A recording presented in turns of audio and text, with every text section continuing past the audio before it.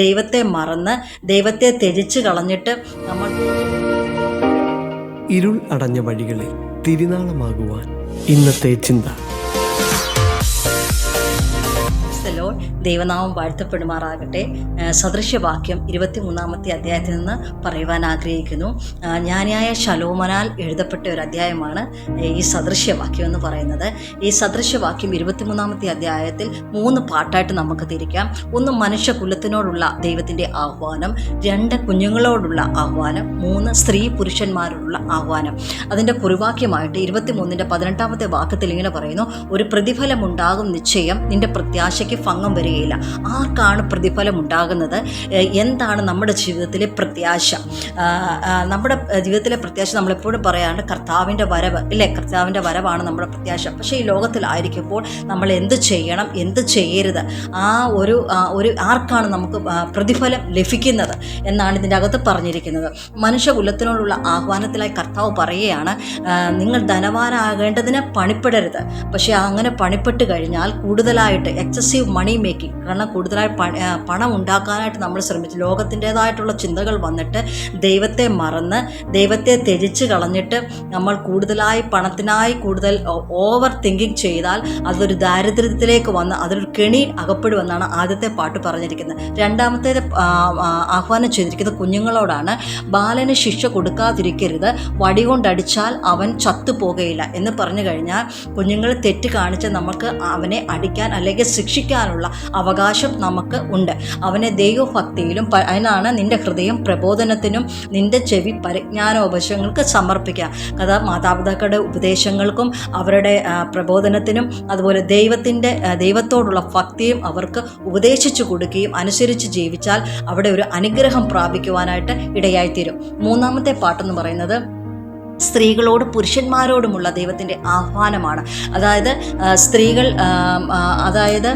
അതിൻ്റെ നിന്റെ കണ്ണ് പരസ്ത്രീകളെ നോക്കും, നിന്റെ ഹൃദയം വക്രത പറയും, വേശ്യാസ്ത്രീ ആഴമുള്ള കുഴിയും പരസ്ത്രീ ഇടുക്കമുള്ള കിണറും ആകുന്നു എന്ന് പറഞ്ഞു കഴിഞ്ഞാൽ, അതായത് മദ്യപിക്കരുത്, പുരുഷന്മാർ അത് മദ്യപിച്ചിട്ട് പാപം ചെയ്ത് പരസ്ത്രീകളെ നോക്കരുത് എന്നാണ് ഇതിനകത്ത് വ്യക്തമായിട്ട് പറയുന്നു.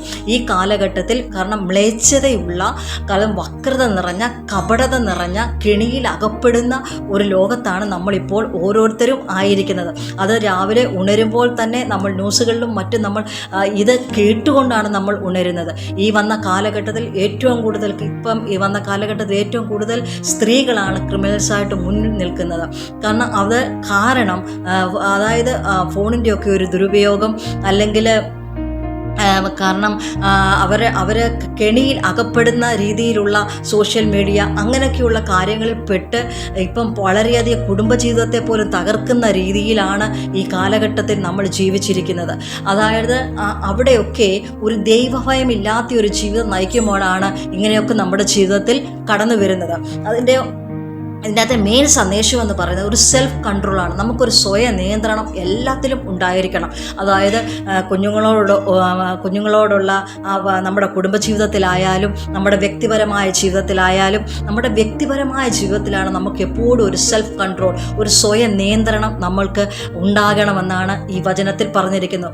ഇങ്ങനെ ചെയ്താൽ ഒരു പ്രതിഫലം നമുക്കുണ്ട്. ആ ദൈവഭക്തിയോടിരിക്കുക. 3-4 കാര്യങ്ങൾ ഞാൻ പറയാൻ ആഗ്രഹിക്കുന്നു. ഒന്ന്, നമ്മുടെ സ്വയം നിയന്ത്രണം, ഒരു സെൽഫ് കൺട്രോൾ. രണ്ടാമത്, ദൈവത്തിൽ നിന്നുള്ളൊരു ജ്ഞാനം നമ്മൾ പ്രാപിക്കാൻ ശ്രമിക്കുക. 3, ദൈവഭക്തിയോടിരിക്കുക. 4, ഓവർ ഈറ്റിംഗ് ആൻഡ് ഡ്രിങ്കിങ്. നമുക്ക് അമിത ഭക്ഷണവും നമുക്ക് അമിത ധനവും, കാരണം തിന്നുക, കുടിക്കുക, ആനന്ദിക്കുക, നമ്മൾ സ്വയം സെൽഫിഷ് മൈൻഡ് ഉള്ളവരാകാതിരിക്കുക. അതും ഇത് ഈ പാട്ടിൽ പറഞ്ഞിട്ടുണ്ട്.